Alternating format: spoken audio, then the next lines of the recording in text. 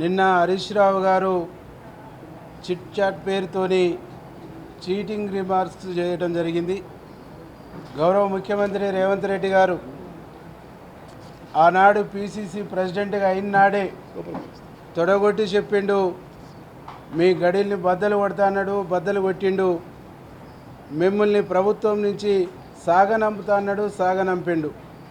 దాంతో పాటుగా పార్లమెంటు ఎన్నికల్లో బీఆర్ఎస్ గుండు సున్నా అవుతుంది అన్నాడు, గుండు సున్నా అయింది.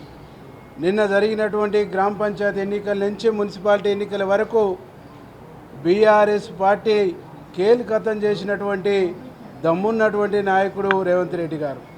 అట్లాంటి నాయకుడిని పట్టుకొని భవిష్యత్తులో ముఖ్యమంత్రి కాడు అని చెప్పేసి, ఎప్పుడు కూడా కాడని చెప్పేసి ఇవాళ హరీష్ రావు గారు కామెంట్ చేస్తాను.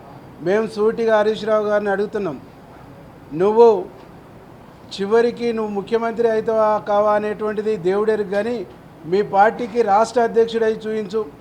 అది మీరు నియమించుకునే పోస్ట్ కదా. మీ పార్టీకి రాష్ట్ర అధ్యక్షుడు కాలేని నువ్వు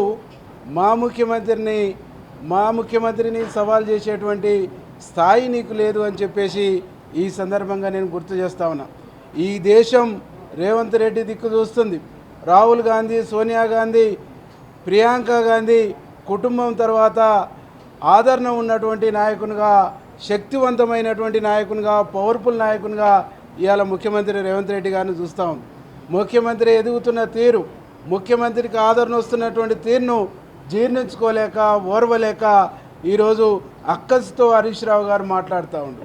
నీ అక్కస్సును కంట్రోల్ చేసుకో అని చెప్పేసి ఈ సందర్భంగా మేము తెలియజేస్తూ, పిచ్చి పిచ్చిగా కామెంట్లు గౌరవ ముఖ్యమంత్రి పైన చేయొద్దు అని చెప్పేసి ఈ సందర్భంగా హెచ్చరిస్తాం.